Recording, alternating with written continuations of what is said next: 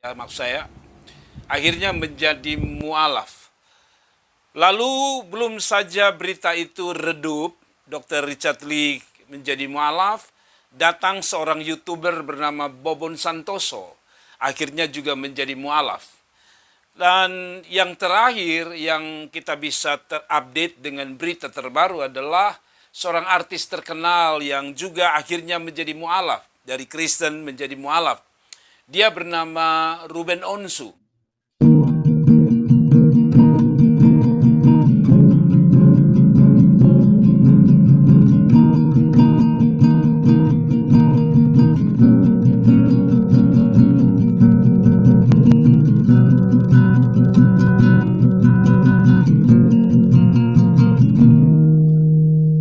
Beberapa hari ini atau beberapa waktu ini kita terhebohkan oleh beberapa cerita-cerita yang fenomenal, yaitu beberapa artis-artis menjadi mualaf.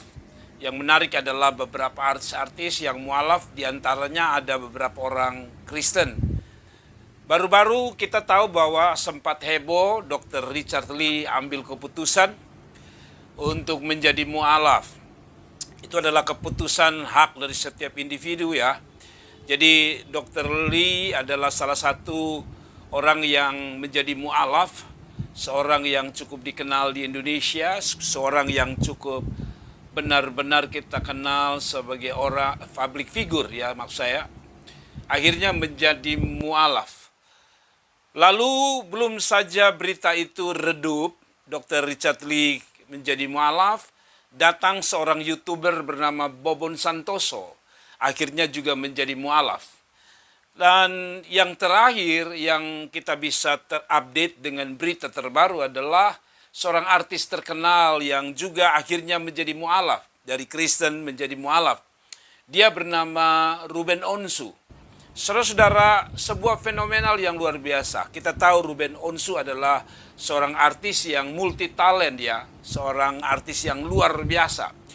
Dia ada di setiap acara-acara di televisi, di media-media elektronik. Ruben Onsu selalu hadir. Sempat viral dengan kasus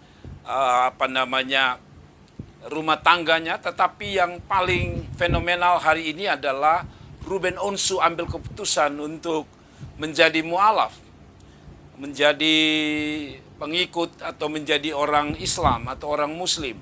Saudara, sekali lagi saya tidak peduli siapapun, mau Ruben Onsu, Bobon Santoso dan juga Dr. Richard Lee menjadi mualaf adalah sesuatu yang merupakan hak dari setiap individu, setiap orang yang hidup di Indonesia. Itu adalah hak mereka, saudara-saudara.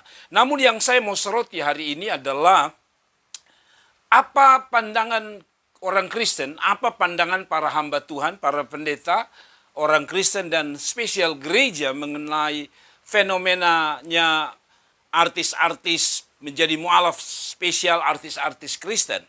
Menurut saya, ada beberapa hal yang saya harus sampaikan menjadi pandangan sebagai seorang hamba Tuhan. Yang pertama yang saya mau sampaikan bahwa fenomenanya Ruben Onsu dan juga Bobon Santoso, Dr. Richard Lee pergi meninggalkan iman Kristen lalu menjadi mualaf. Sekali lagi itu menjadi hak mereka, tetapi ini sekaligus harus kita jujur menjadi pukulan bagi kita.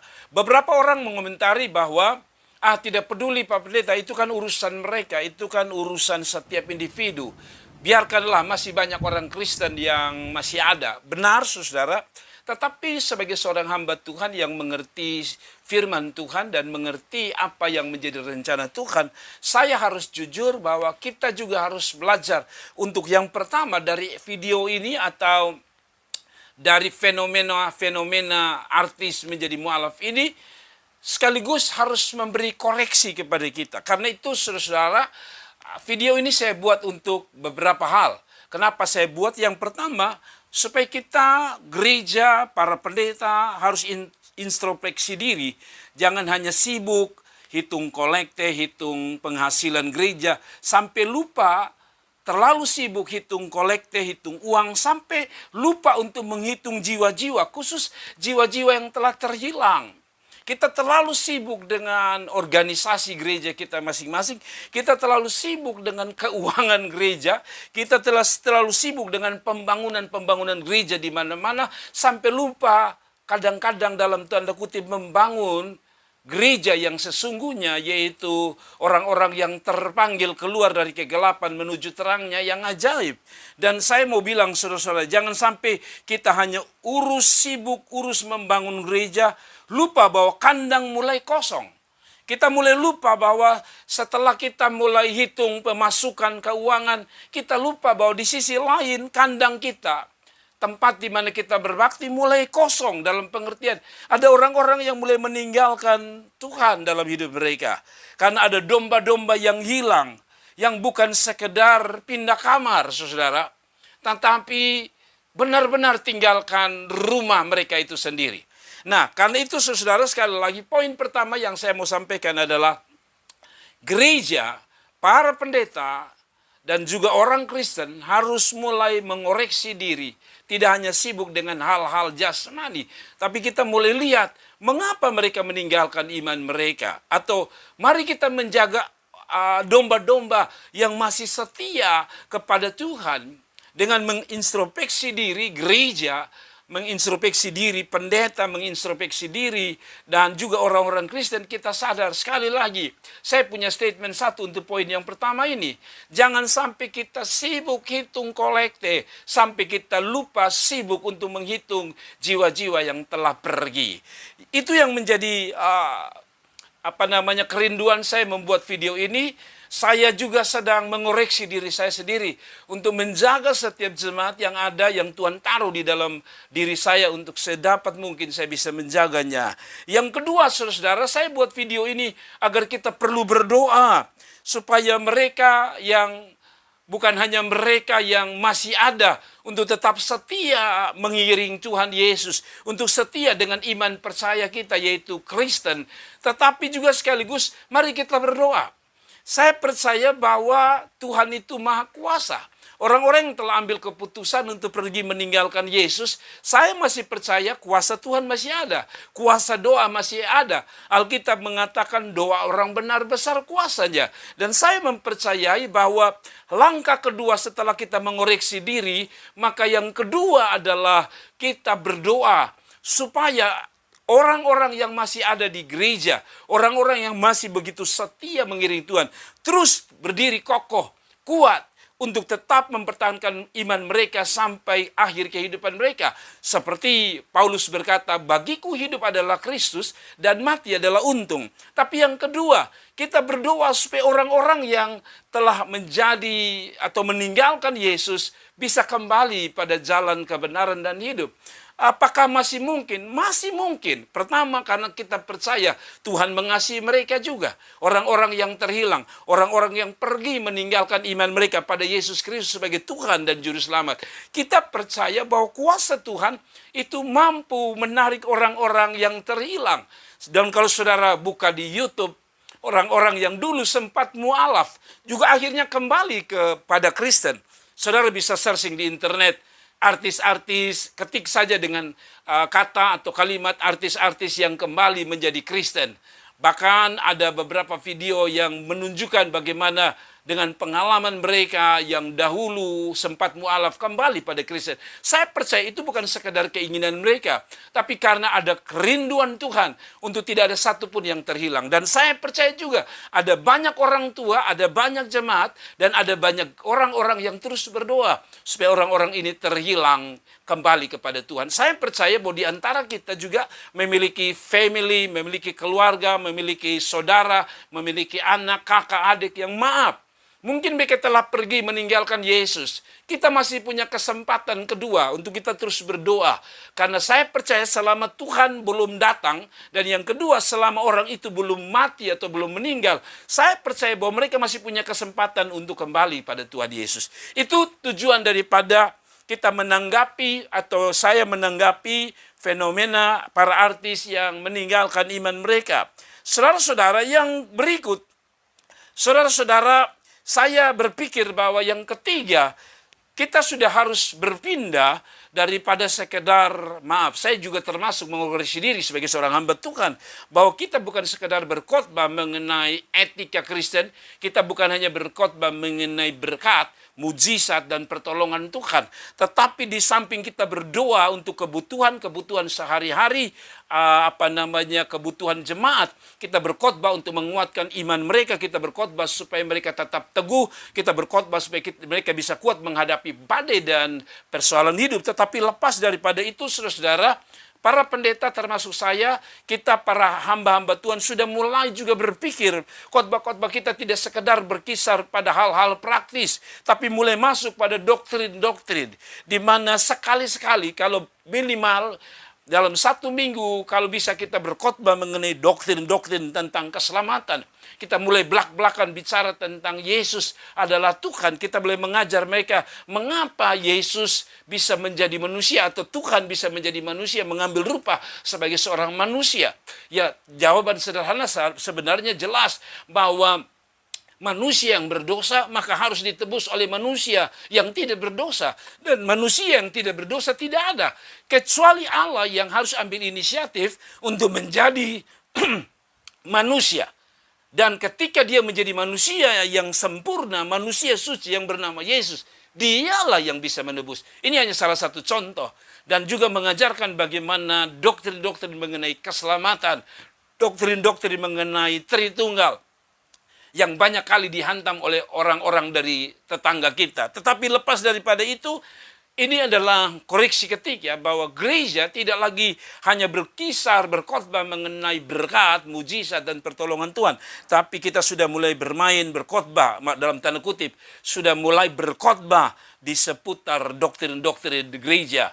Pelajaran-pelajaran dasar yang menjadi ajaran dogma Kristen.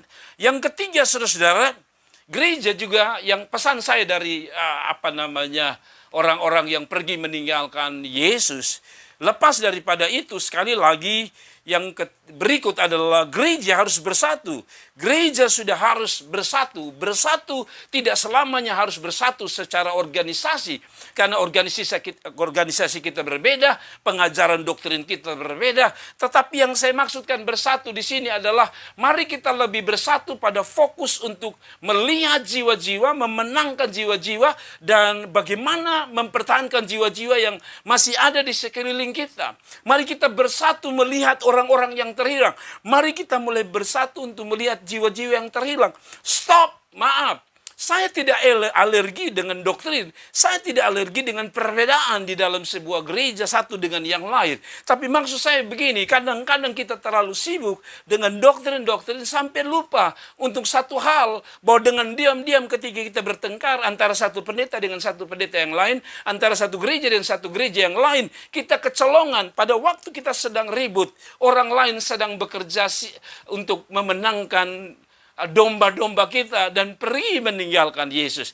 Jadi sekali lagi saya tahu bahwa doktrin itu, sebabnya di poin tadi saya mengatakan doktrin penting.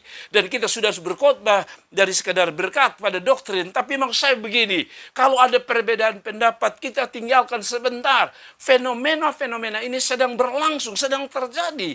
Dan Tuhan seperti mengetuk hati kita. Stop! Seperti doa Yesus.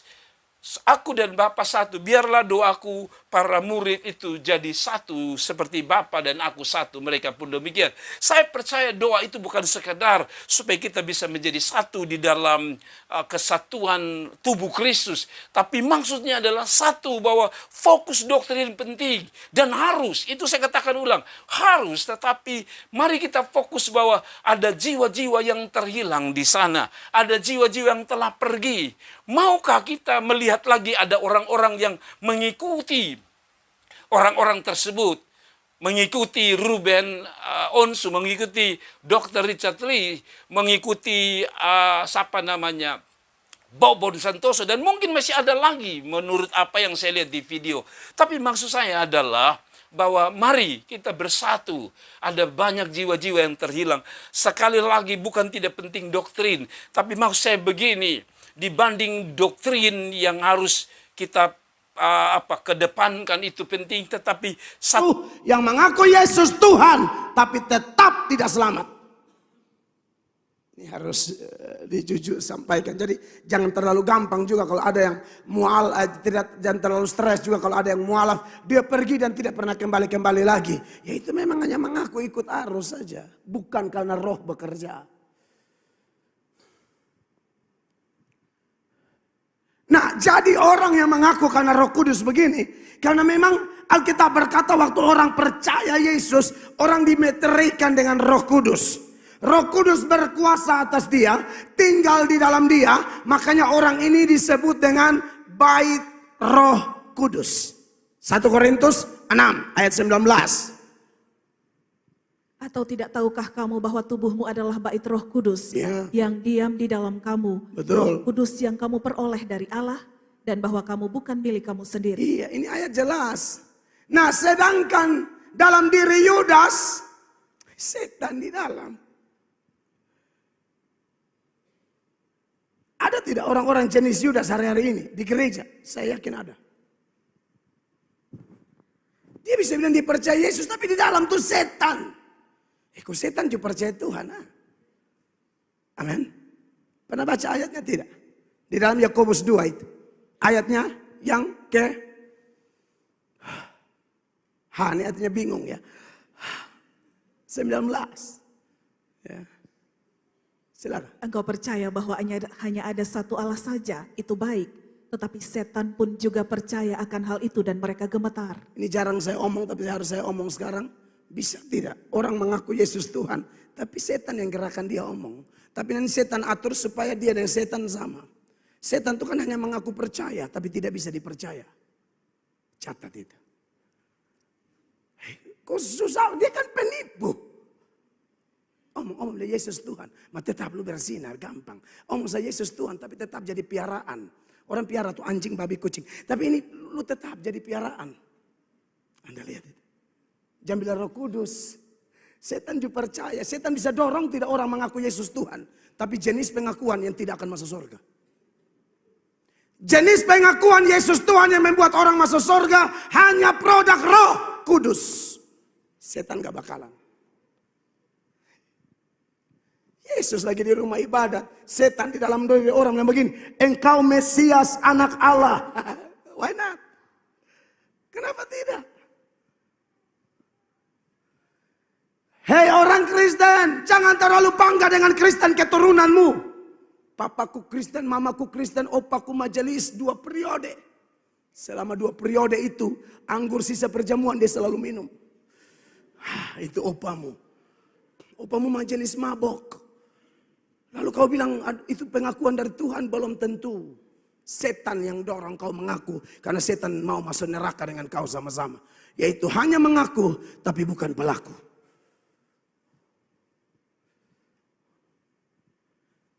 Seingat saya berkhotbah, saya belum pernah ngomong ini, baru ini hari. Dan saya tidak pernah baca di mana-mana. Saya tidak pernah referensi dari mana-mana pun. Khusus yang ini, kaitkan Yakobus 2 ayat 19 dengan orang bisa mengaku Yesus karena dorongan setan.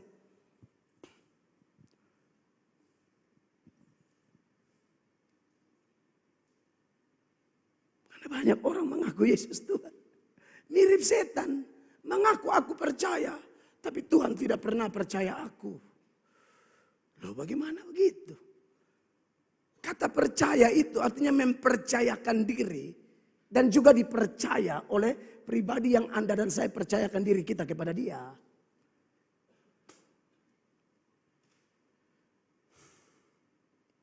Makanya kenapa pendeta Stephen Tong bilang. Di kantong-kantong Kristen perlu terjadi re-evangelisasi. Penginjilan ulang.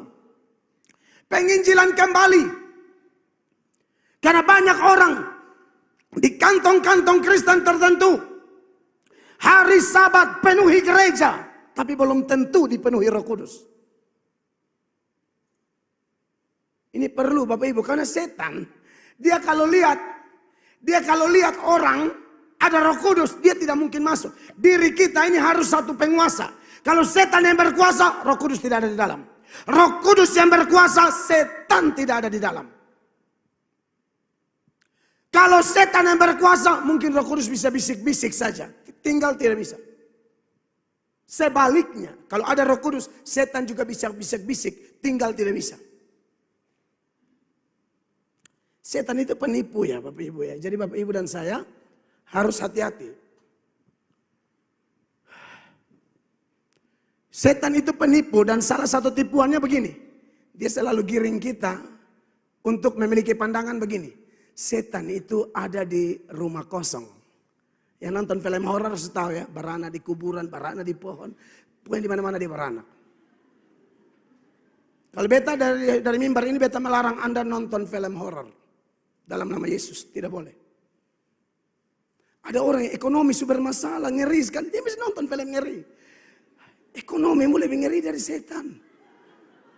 Kenapa harus mencari doa puasa? Tapi ya sudah, itu uang nanti saudara, kau Pak Pundoi. Saudara, kita semua ini tidak ada doi. Kita ini kan datang dan telanjang. Amin. Jangan anggap itu lu Pundoi. Saya dan saudara datang dan telanjang, mati telanjang. Jangan bilang, ini bepung, ini bepung. Bepung apa? Kau semua datang, saudara bawa apa-apa kok. Kacamata yang saudara pakai itu.